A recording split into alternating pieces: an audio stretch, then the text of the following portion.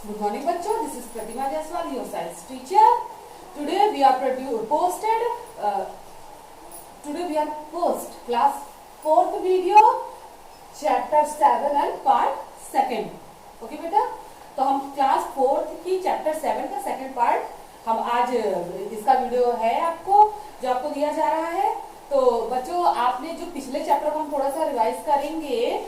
तो आपने पिछले चैप्टर में आपने पढ़ा था हमारे डाइजेस्टिव सिस्टम, हमारे जो है डाइजेशन ऑफ फूड के बारे में कि हमारा डाइजेशन कैसे होता है और उसके लिए जो हमारे जो प्राइमरी जो हमारे ऑर्गन्स है वो हमारे टीथ हैं।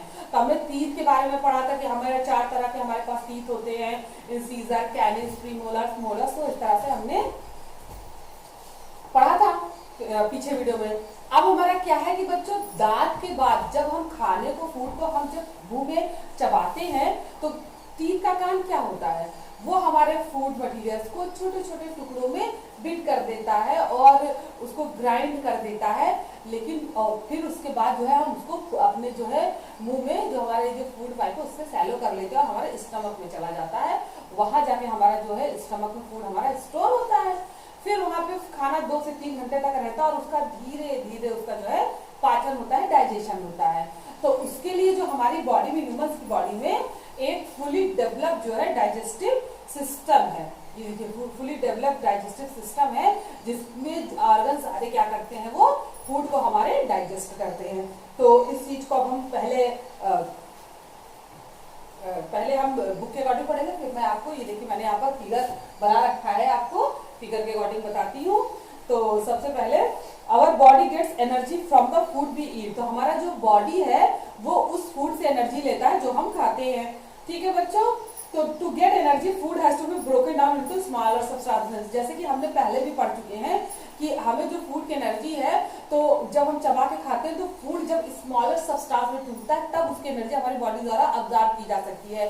क्योंकि जो हम खाना खाते हैं वो कॉम्प्लेक्स सब्सटेंस है, उसमें सारे सब्सटेंस जो है कॉम्प्लेक्स फॉर्म में है, एक दूसरे से जुड़े हुए हैं। तो वो जब तक टूटेंगे नहीं छोटे छोटे पार्ट्स में, वो हमारी बॉडी के ब्लड सेल्स या हमारी बॉडी के जो सेल्स हैं उनके तरह कैसे अब्जॉर्ब होंगे।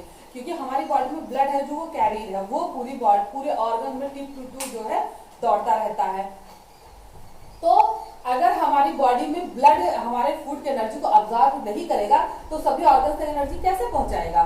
तो इसके लिए क्या है कि ब्लड सेल्स द्वारा एनर्जी अब्जॉर्ब करने लायक होनी चाहिए। हमारे जो ब्लड सेल्स है हमारी बॉडी के सभी ऑर्गन्स जब सब्सटेंस सिंपलर फॉर्म में हो जाते हैं तभी वो अब्जॉर्ब कर पाते हैं। तो ठीक, तो अब जो हम खाना खाते हैं कॉम्प्लेक्स फॉर्म में, उनको सिंपलर फॉर्म में कूटने के लिए जो है हमारे बॉडी में डाइजेस्टिव सिस्टम है। ठीक है,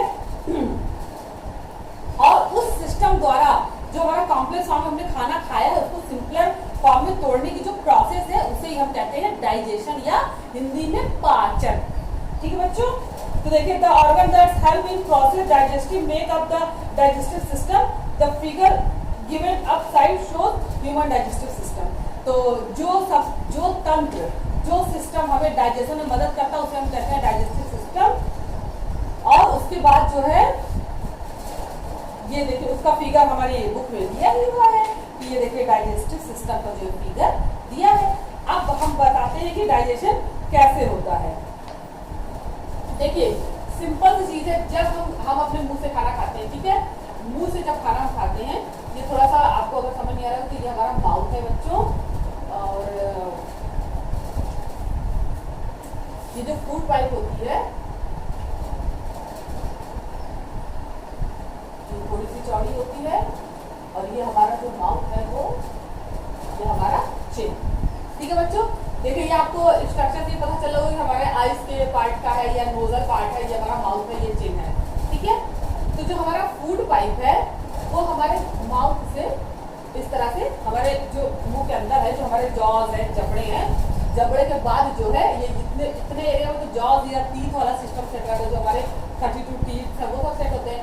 उसके बाद यहाँ पर ट्रेचा होती है, देखिए यहाँ पर इस पाइप को ज्वाइन करने के लिए ट्रेचा है, और ये हमारा क्या है, सैलिवरी ग्लैंड्स है।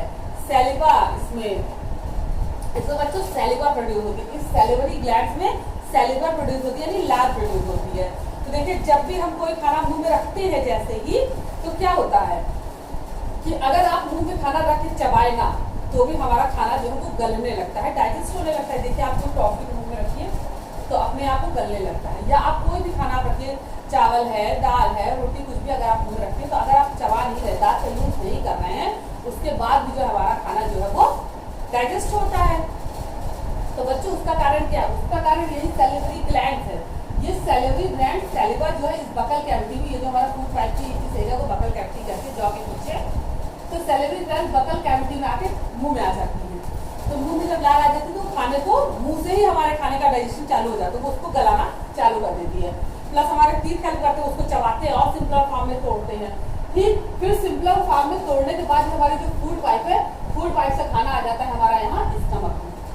ठीक है, तो यहाँ स्टमक में खाना आ जाता है। ये हमारा लीवर है, लीवर है हमारा, तो इसमें क्या है, बाइल जूस भरे होते हैं ढेर सारे। ठीक है, तो ये बाइल जूस, स्टमक से खाना जो है हमारे लीवर, यहाँ स्टमक से खाना हमारे स्मॉल इंटेस्टाइन में आता है। देखिए ये हमारा लीवर है, ये हमारा स्टमक है, ये हमारा जो स्मॉल इंटेस्टाइन है, ये छोटी सी जो पैनक्रियाज ग्रीन कलर की होती है। ठीक, और ये हमारा स्मॉल इंटेस्टाइन है। अब हम बता रहे हैं कि ये है तो लंबी, ढेर सारी लंबी पाइप है, लेकिन इसे स्मॉल क्यों कह रहे हैं, और ये केवल यहाँ से लेकर यहाँ तक इतनी पाइप है, इसे लार्ज क्यों कह रहे हैं? तो बच्चों देखिए ये जो इंटेस्टाइन है ये चौड़ी होती है और पूरा पानी से भरी होती है, इसलिए हम इसे लार्ज इंटेस्टाइन कहते हैं। ये जो स्मॉल इंटेस्टाइन है ये बहुत पतली ट्यूब होती है, 0.05 mm की। तो इसमें जब खाना जाता है तो इसमें छोटे छोटे छेद भी होते हैं। ठीक है, तो जब स्टमक को खाना आके रुक जाता है, फिर वहां से जब खाना यहाँ से लार्ज ये स्मॉल इंटेस्टाइन पाइप में आता है, तो यहाँ पर लीवर उसमें बाइल जूस मिलते हैं, यानी पाचक एंजाइम मिल जाते हैं जो खाने को और ज्यादा पचाते हैं। उसके बाद थोड़ा आगे बढ़ता है तो पैनक्रियाज द्वारा जो उसमें और डाइजेस्टिव एंजाइम मिलते हैं, तो खाने को और ज्यादा पचाते हैं। यहाँ पे एसिड, पैनक्रियाज एसिड प्रोड्यूस करता है जो खाने को पचाता है। तो ये लार्ज इंटेस्टाइन द्वारा सारा खाना पतली पतली ट्यूब से होता रहता है। तो जब पतली पतली ट्यूब से सरकता रहता है तो उसमें समय, यहाँ पे इसमें पोर्स बने होते हैं, पोर्स उसमें जो है एंजाइम सेक्रेट होता है, तो उसमें एंजाइम आते रहते हैं। तो ये खाना पचते पचते पचते पचते यहाँ तक आते आते सारा खाना लगभग पच जाता है और उसकी एनर्जी ब्लड में मिल जाती है, और जो खाना नहीं पच पाता है वो वापस लार्ज इंटेस्टाइन में डाल दिया जाता है। तो ये पानी से पूरा भरा रहता है, तो खाना वापस तैर के वापस स्टमक में वापस चला जाता है। ठीक, फिर उसके साथ वही प्रोसेस, लीवर और पैनक्रियाज उसमें बाइल जूस मिलता है, फिर लार्ज इंटेस्टाइन में घूमता है। फिर कभी कभी ऐसा होता है कि कुछ वेस्ट मटेरियल जो लार्ज इंटेस्टाइन में भी नहीं पच पाते हैं, वापस स्टमक में जाते हैं, फिर आते फिर नहीं पच पाते हैं, वो अनडाइजेस्टेड फूड रहते हैं, तो उनको अनडाइजेस्टेड फूड को यहाँ रेक्टम में इकट्ठा हो जाता है, जो एनस द्वारा शरीर से बाहर कर दिया जाता है, थ्रो कर दिया जाता है, जो सुबह लोग फ्रेश होने जाते हैं। ठीक है बच्चों, तो खाना स्टमक में इकट्ठा होता है, लीवर और पैनक्रियाज द्वारा इसमें बाइल जूस यानी पचाने वाला एंजाइम मिलता है। फिर लार्ज स्मॉल इंटेस्टाइन में खाना मूव करता है, पतली पतली पाइप होती है, उसमें मूव करते करते करते करते यहाँ नीचे आता है, तो जो अनडाइजेस्टेड फूड होता है वो वापस लार्ज इंटेस्टाइन में चला जाता है और वहां से वापस स्टमक में चला जाता है। फिर स्टमक से लीवर और पैनक्रियाज से होते होते लार्ज स्मॉल इंटेस्टाइन से होते होते यहाँ आता है। फिर जब खाना बिल्कुल नहीं पच पाता है, शरीर द्वारा उसको नहीं पचाया जाता, तो वो रेक्टम में इकट्ठा हो जाता है, एनस द्वारा बाहर हो जाता है। ये देखिए ये रेक्टम है हमारा, ये एनस है। ठीक है बच्चों, सबको समझ में आ गया होगा, मैंने 2 बार डिफाइन किया। तो अब देखिए यही चीज इसमें लिखी है, digestion of food be it start in the mouth, the teeth bite and chew the food into single pieces. तो जो अभी मैंने बताया है कि टीथ हमारा छोटा छोटा पीस करता है, फिर सैलिवरी ग्लैंड से उसमें सैलिवा मिलती है, फिर फूड पाइप, फिर ये तो सारी प्रोसेस ये आपकी लिखी है। जिसको नहीं मेरी बात समझ में आ रही हो तो वो एक बार इसको रीड कर लेगा तो उसको अच्छे से समझ में आ जाएगी। ठीक बच्चों, अब हम रिवाइज एंड रिकॉल की बात करेंगे और हम पढ़ेंगे अपना ये टर्म माइक्रोब्स। ठीक है बच्चों,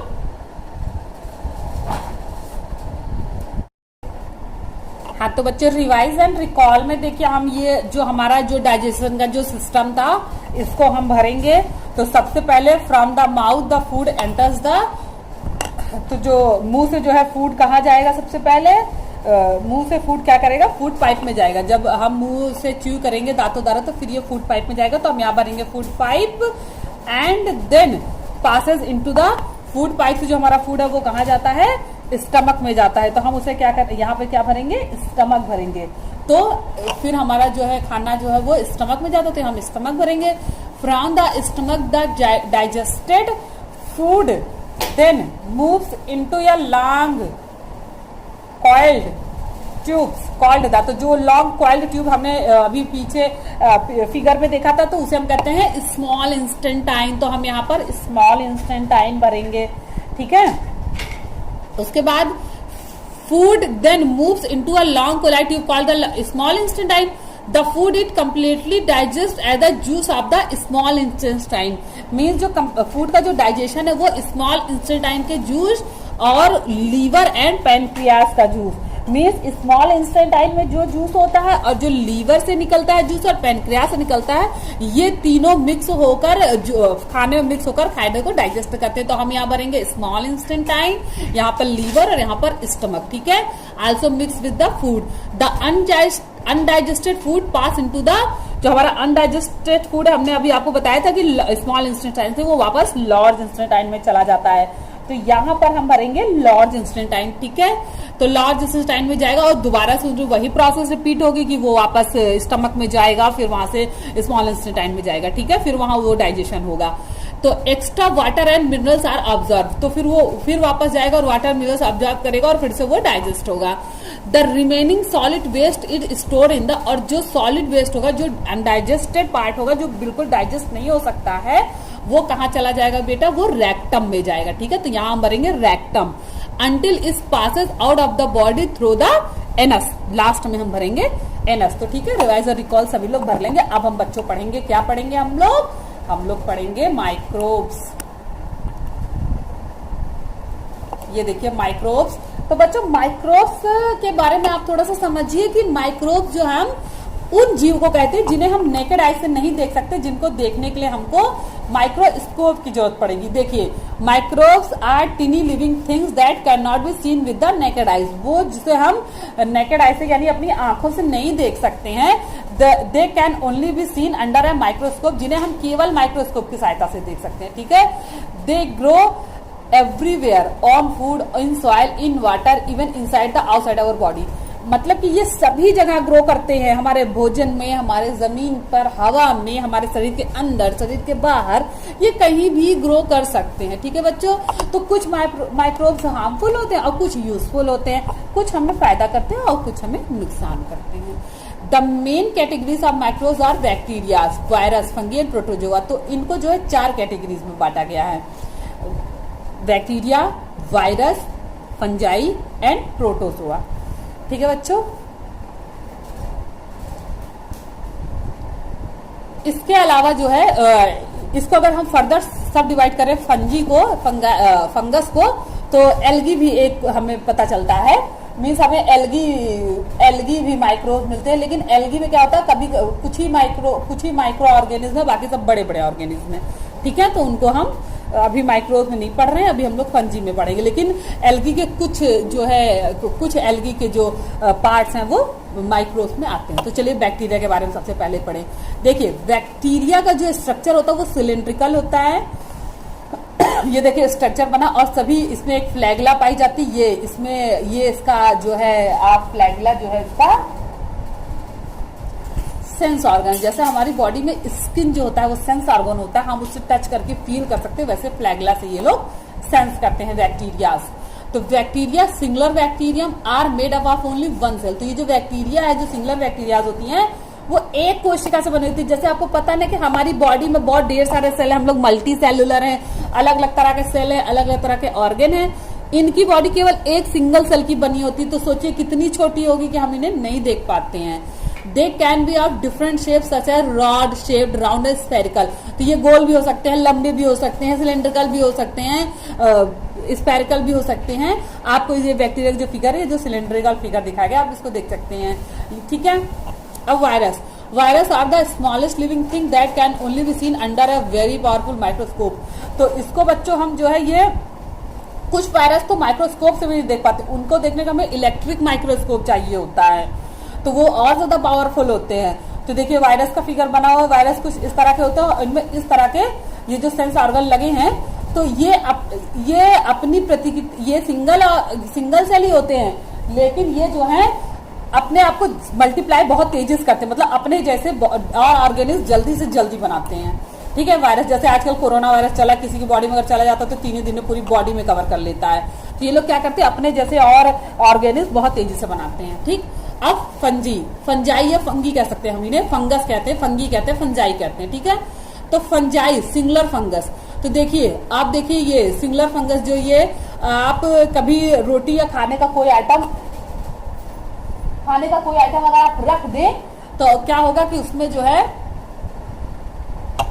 ब्लैक कलर का या व्हाइट कलर का, ग्रीन कलर का इस टाइप का फंगस लग जाता है। तो जब फंगस को माइक्रोस्कोप से देखें तो उसकी संरचना कुछ इस तरह की होती है, पेड़ जैसी। ठीक है। वरना हमें तो केवल ब्लैक पॉइंट ही दिखाई देता है, छोटा छोटा गोल गोल। ठीक है।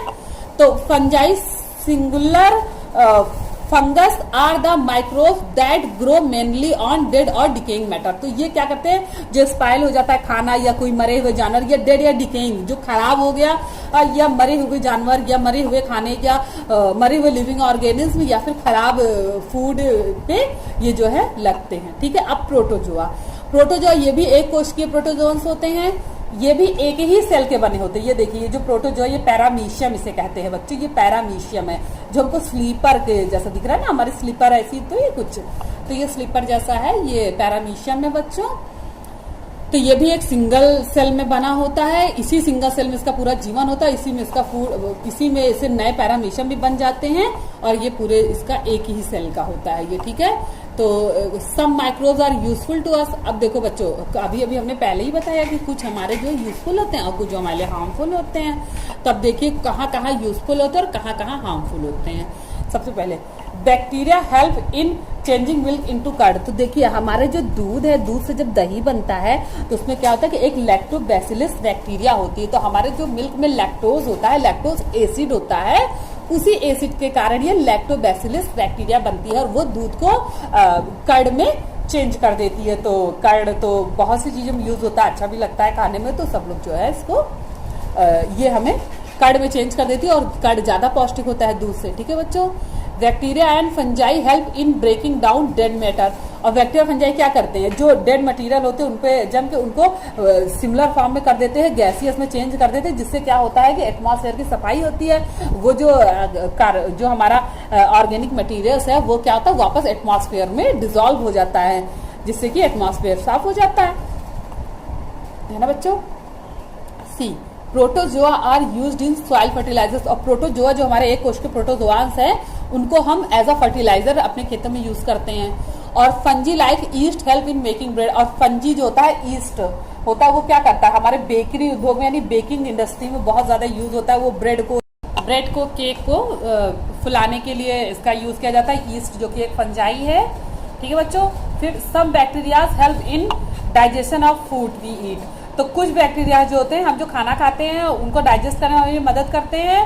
तो कुछ इसमें से हम फूड आइटम के साथ फूड आइटम में मिक्स होता है जो हम खाते हैं, और कुछ माइक्रो ऑर्गेनिज्म हमारे स्टमक में भी रहते हैं। ठीक है बच्चों। और be obtain medicinal from some bacterias and virus. और बहुत से बैक्टीरिया वायरस जो है वो मेडिसिन बनाने में यूज होते हैं। Some microbes are harmful to us and causes diseases. और कुछ माइक्रोब्स क्या होते हैं बच्चों, वो रोगों का कारण बनते हैं, वो हमें रोग, हमारे शरीर में रोग उत्पन्न करते हैं। This microbes are called germs and pathogens. तो ये जो रोग उत्पन्न करने वाले बैक्टीरिया या वायरस है उन्हें हम जर्म्स या पैथोजेंस कहते हैं। ठीक है। Bacteria causes diseases such as typhoid, tetanus and cholera. तो बैक्टीरिया से जो डिसीजेज होते हैं वो जैसे कि टाइफाइड हो गया या टिटनेस हो गया या कॉलरा हो गया, ये सभी क्या है, बैक्टीरिया से फैलने वाले रोग हैं। और virus causes diseases such as flu, chicken pox, dengue, mumps and common cold, या अभी जो कोरोना आया है, तो ये सभी क्या है, वायरस से फैलने वाले रोग हैं। Fungi mainly causes skin diseases such as ringworm, candy diseases and athlete's food. तो बच्चों ये सभी क्या है, ये जो फंगस से डिसीज होते हैं, तो एथलीट्स फूड देखिए पैरों में जो सड़न हो जाती है, या रिंगवर्म जिसे हम लोग दांत कहते हैं, या कैंडी डिसीजेस जो होता है ये फंगस के कारण स्किन जो है स्वेल्ड हो जाती है। तो ये सभी फंगस से होने वाले रोग हैं। और protozoa causes diseases such as dysentery and malaria. तो मलेरिया या डिसेंट्री या डिहाइड्रेशन भी इसे कहते हैं, तो ये डिसेंट्री या मलेरिया जो है वो प्रोटोजोआ से होने वाले रोग है। तो बच्चा आपका ये चैप्टर कंप्लीट हो गया है। आप सभी को ये आपको ये एक्सरसाइज करना है। ये तो आपको समरी है, इसके बाद ये आपका एक्सरसाइज है। तो सभी बच्चे ये एक्सरसाइज जो है करके पोस्ट करेंगे, और जब नहीं कर पाएंगे तो कल मैं इसका सॉल्व एक्सरसाइज आपको पोस्ट करूंगी। तो आपके होमवर्क के लिए आपको good luck for your homework. Thank you.